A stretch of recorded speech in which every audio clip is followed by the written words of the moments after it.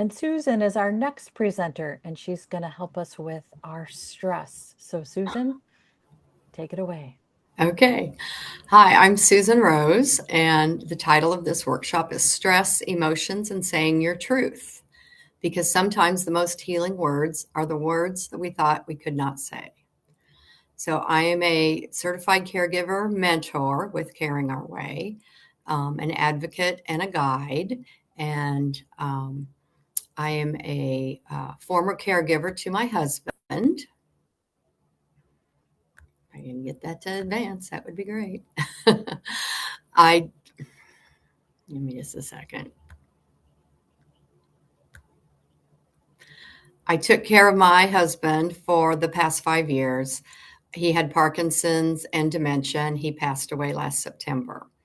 So now it's my mission to help other caregivers sort of navigate this journey and to share some wisdom and hopefully some humor as well along the way.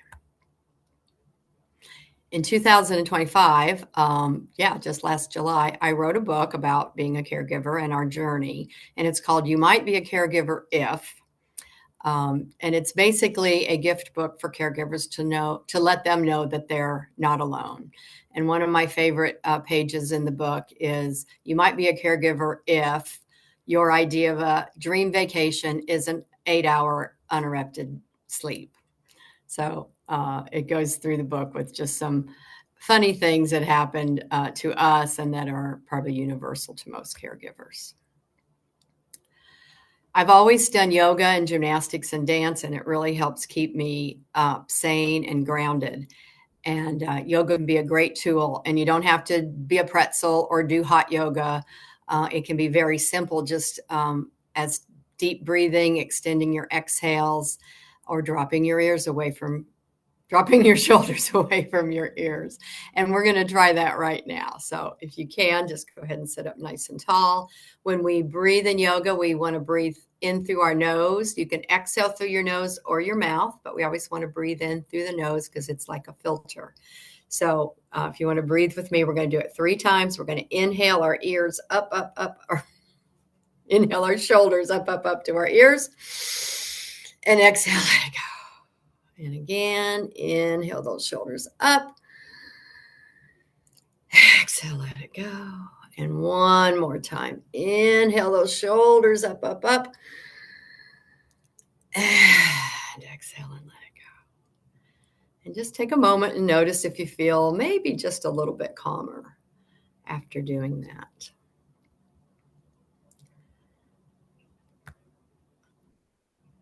And moving on.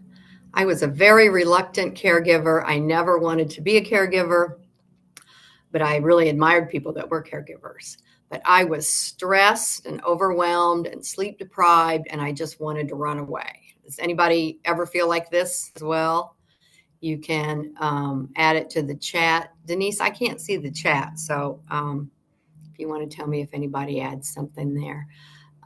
So really, not dealing with things very well, just stressed and scared and resentful. And a lot of those emotions that we feel as caregivers, I think, might be pretty universal.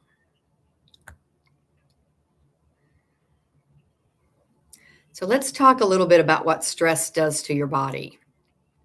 Stress is your body's natural reaction to challenges in our life. If we didn't have stress, we would just be a couch potato on the couch all day. But so we need stress to get us up and get us moving. And when we have stress, we create stress hormones like cortisol and adrenaline. And these are things that help us deal with the stress. These are good things if our body can deal with them correctly. So the stress hormones get us ready to respond, and we respond in 3 different ways. We can fight, we can flee or flight, or we can freeze. Now, the first 2, fighting or fleeing, like running away from something, helps dissipate those hormones out of the body. So if we have to argue with somebody and then it's over with, those hormones will get dissipated. If we have to run away from a danger, the hormones will use the hormones and then they will release from the body. If we freeze, it's another situation. And that is what most of us do as caregivers, because it's pretty hard to fight off the caregiving stress. So just a little difference between long-term and short-term stress. Short-term stress can be good. That's what gets us up and motivated for action, and then it's over with. But long-term stress is very harmful to the body. And caregiving, like I said, is not something that we can easily fight off or flee from, even though we might want to flee from it. So we seem to do the third option, to freeze or to suppress. So we suppress those feelings, and the stress hormones end up staying in the body that way because we never have the physical activity to dissipate them. And the constant buildup of these stress hormones can be very, very damaging to the body and affect us in a lot of different ways. So we're going to concentrate on the freeze response today. So when we freeze, like I said, that cortisol gets stuck in the body, and it can affect us in a lot of different ways. And this happens when we're, in that day-to-day stress of caregiving. We never know what's going to happen next, when the next shoe's going to drop, or maybe it's the mind-numbing repetitiveness of the same day, the same schedule over and over again. So that can cause us to freeze those emotions and result in foggy thinking. Maybe we can't think straight. We can't remember things. Our short-term memory is gone. We just feel foggy all day, feeling numb or stuck. When we numb our negative emotions, it also numbs the positive emotions. So you may be unable to feel joy in your life if you're suppressing the bad feelings. The good feelings get suppressed as well. Muscle tension, maybe you're having shoulder pain, muscle aches in your hips, your belly, your head. All of that can result from that freezing response. And then basically suppressing the emotions, not feeling what we're feeling, not saying out loud what it is that we are feeling.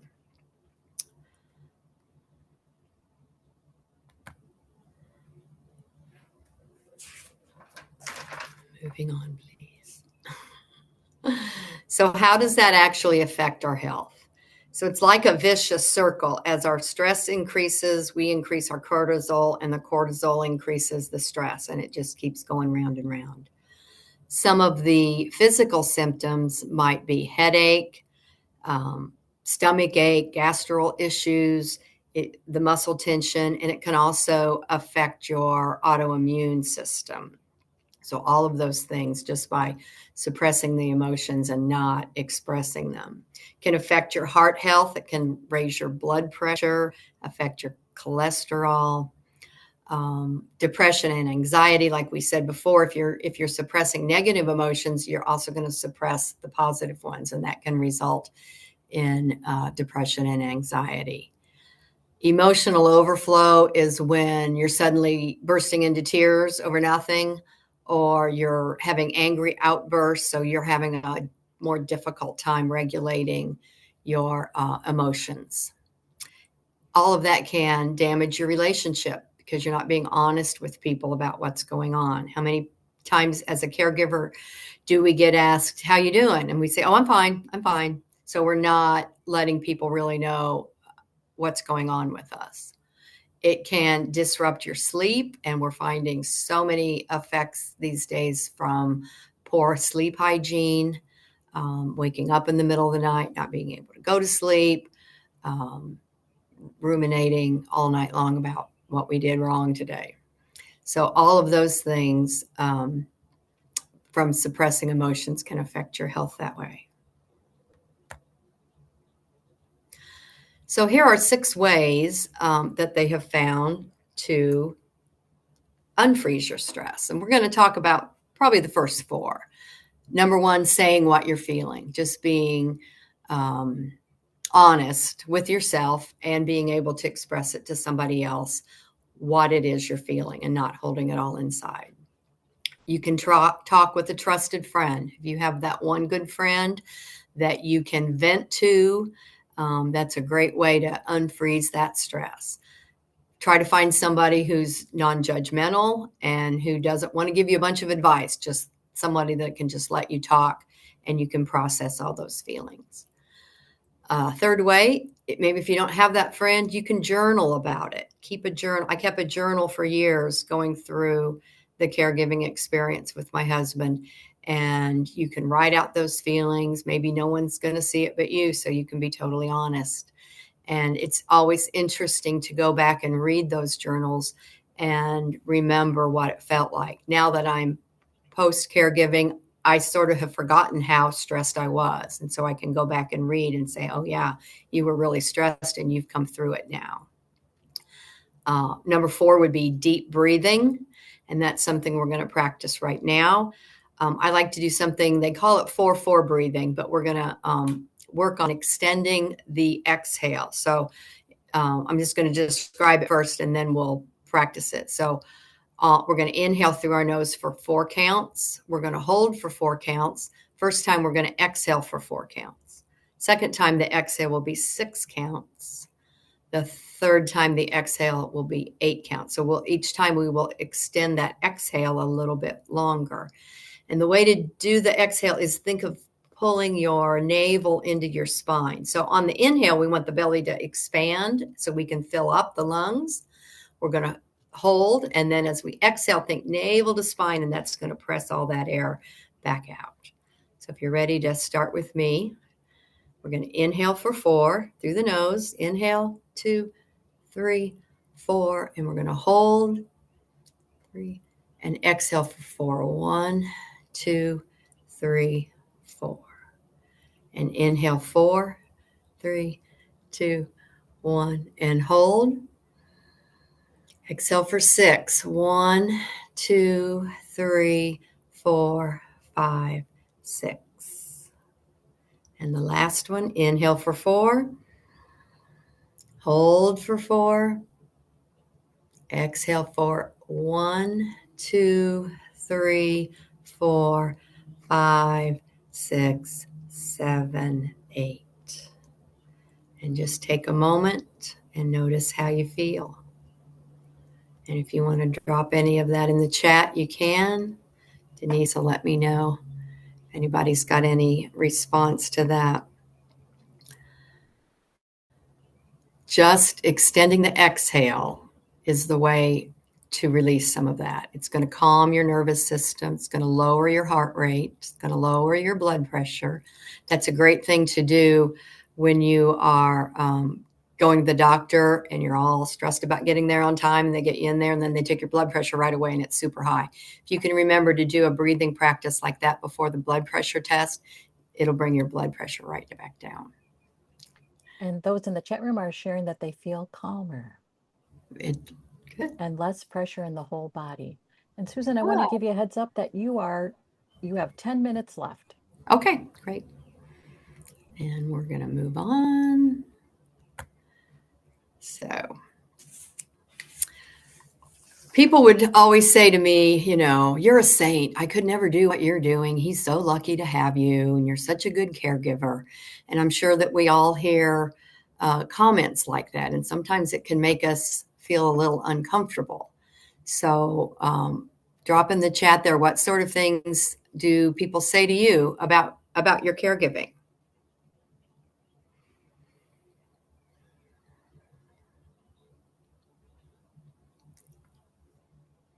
I don't know why I can't see the chat, but Denise, is anybody giving us some feedback on that? Yeah, not yet. So what is the one thing that you hear that you think, oh, wow. Okay, so here's what we're hearing. You're such a good daughter. You're such a blessing. I love how you take care of your mom. You're doing a great job.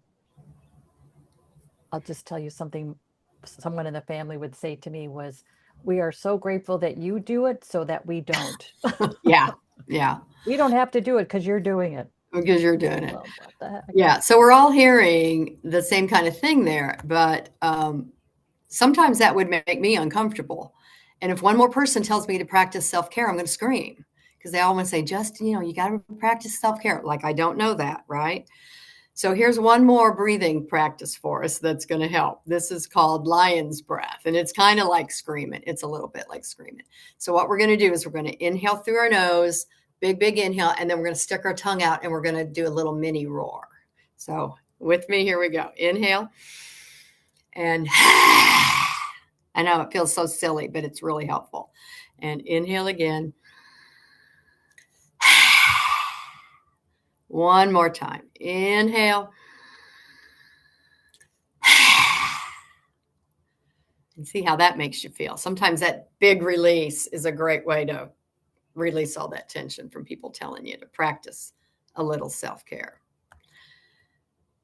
So when people would tell me, what a great caregiver I am, I would always think, well, they don't know all these thoughts that run through my head and what I'm suppressing about how anxious I'd get, like if the caregivers are going to be late because I can't wait to get out of the house. I can't wait to get out here. Or how I fantasized about getting in the car and driving to the West Coast, all the way to the Pacific Ocean. And I live in Florida, so that's a big old drive. I would think about that all the time. How I wish he would just sleep in a little bit so I could get a cup of coffee by myself in the morning.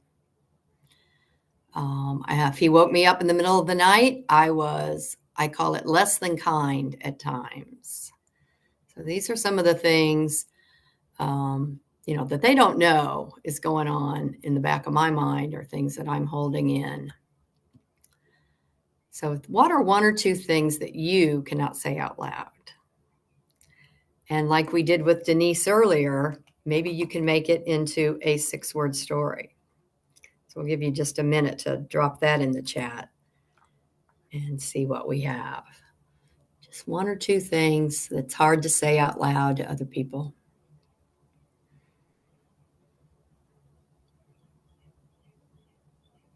Okay, so Crystal is sharing, I don't know how much longer I can do this. Wow, that's powerful. Yes. Yeah. Yes. Because I think you do worry about how much longer. Oh, here's another one. I'm wrong. Wow. I am what? I'm wrong. I am wrong. I wish this was over. I never signed up for this. Yeah. I wish my house was empty just for a second. I wish this was easier.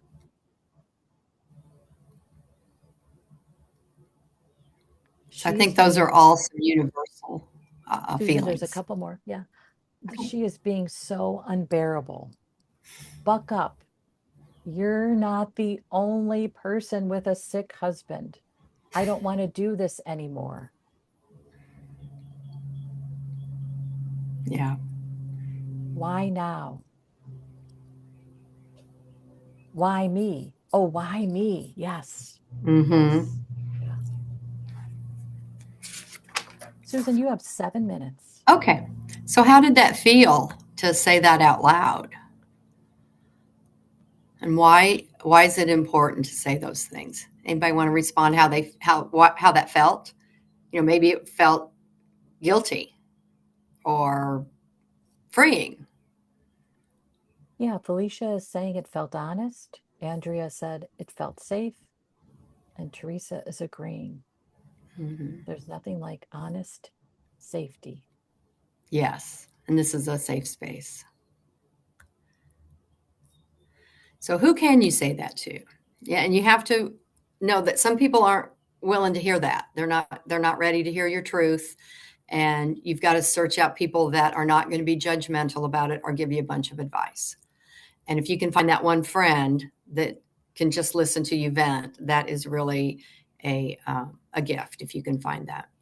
There are some good Facebook groups, and I've got a list of some of my favorites coming up, where it's private. Whatever you put in there, if they're not in that group, they're not going to see it. So you don't have to worry about other people seeing it. And people can say how they're feeling and get validation that, yeah, I'm feeling that same way too. So if you're a Facebook person like I am, that might be a place where you can go and say your truth. And then finding a mentor. Caring Our Way has a lot of mentors that are available that can listen and and validate what we're all going through. The more you talk to other people, the more you find that it's universal feelings, and even the negative ones that we are hesitant to express, everyone else is probably thinking or feeling the same thing. So some of my favorite groups, Happy Healthy Caregiver is a gal out of Atlanta, and she's got podcasts and everything. She's got a newsletter, but she's got some great things. There are some very specific ones, spousal caregiver support group, and then there's one support for women whose partners have dementia. So that's pretty specific. If that's your situation, that might be a great one. Oh, I'm sure there's one for men. I was in this one, and the people there are very open and willing to share their stories and listen to yours as well. So where to find me? I'm a volunteer mentor for Caring Our Way, so you can contact me if you just like to schedule a time to talk for 20, 30 minutes. You can order the book, You Might Be a Caregiver If, on Amazon. And if you click the trailer there, it's a little trailer for the book. So just like there are movie trailers, there are also book trailers. So it just gives you a little sample of what is in the book. And the last thing, my favorite quote, this is from Christopher Robin, and this just keeps coming back to me all the time for caregiving. You're braver than you believe, you're stronger than you seem, and you're smarter than you think. And I just think that applies so much to everybody out there caring for a loved one. We're doing the impossible job. Most of us have not been trained to do it as a family caregiver, and we get so little support. And there are 9 million unpaid caregivers in the United States right now. So we are providing this unpaid caregiving support for the nation, basically. So Yeah, that's just something. Yeah, just a clarification, there's more than 100 million family caregivers. And we do have a request in the 100 chat million. room. Oh, that might be a Florida statistic. I'm sorry. Just a That request might in be the from chat room. my Florida stats. Yeah, I think that's just a state-specific stat. So if you could go back to your Okay. slide that shows the Facebook group resources, that would be great. That's a request from the chat room. And I think what's really great about this exercise of just writing what you think and putting it out there in a journal, sharing it with a friend, a mentor, can be really helpful, because the thoughts in our head matter. And if they stay stuck in our head, they drive too much of our energy.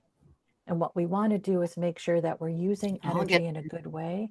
And energy in a good way is around releasing ourselves from judgment and being really in a good place to be fully present in our day. In addition, Susan does have a workbook. The resources are included in her workbook. I will share the link to our workbooks again. They are free for you to download. Susan will send me her PowerPoint as a PDF, and I will make that available to everyone. So all the PowerPoints that we've used today will be available as a resource. And again, in my email to you on Monday, I'll share all those resources. And I love the idea that we can stay what weighs heavy on our heart and takes up too much space in our head in 6 words. And then you can get right to your bottom line. Susan, what last words would you like to share with us before we move on to Luciana? Oh, remember to breathe. Long, slow exhale. No matter what you're doing, if you can just take a moment and inhale and then just that long, slow exhale, it's guaranteed to calm your nervous system. Okay, great. Thanks so much, Susan. Thank you all for being here today.